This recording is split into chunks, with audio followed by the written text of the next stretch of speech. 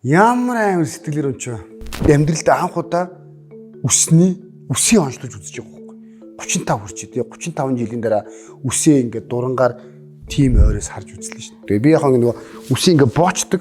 Тэгээ боочдөг болохоор ингээд эндээсээ ингээд унаад байна да. Яг энэ уртлаасаа л ингээд хоошоо яваад идэм байна да гэж бодсон чинь хойноосоо урагшаа явчихна.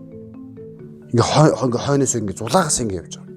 Яг энэ миний толгоон дээр бийсэн 112,352 ширхэг үснээс 32,357 ширхэг үс унтсан байгаа байхгүй. Агуулаад юм амар тэ. Яг зөвхөн нэг хүний толгой дээр 100,000 гаруй орчим үс үйд юм байл л да тий. Тэгээ тэрнээс ерөөхдөө 30% та унтсан байна. Яг саяны тоо ширхэг бол мэдээж мааз л да. Үс суулгуулах хэмжээнд очихоос өмнө мэдсэн учраас энийг бүрэн эмчлэх боломжтой юм.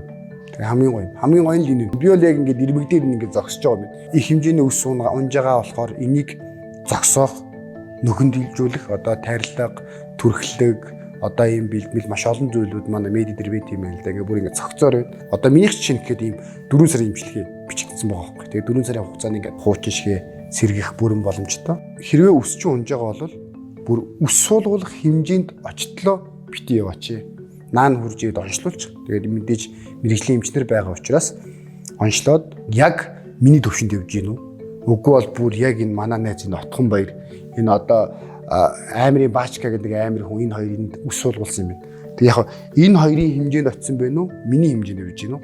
Голд нь явж гин үү?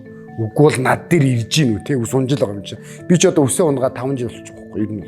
Энэ хоёр манай найзууд учраас би бол ингээ бичлэгэн дээр шууд ярьчихж байгаа шүү. Даад маань бас зүгээр байлгаараа. Мэдээж суулгахаар мэдээж арай өөр өндөр зардалтай байгаа. Наан химнээд ингээд төлжүүлээд ургах бүрэн боломжтой юм гэдэг мэдээлэл өгөх гээд яг энэ яриаг өгөө сууж байна.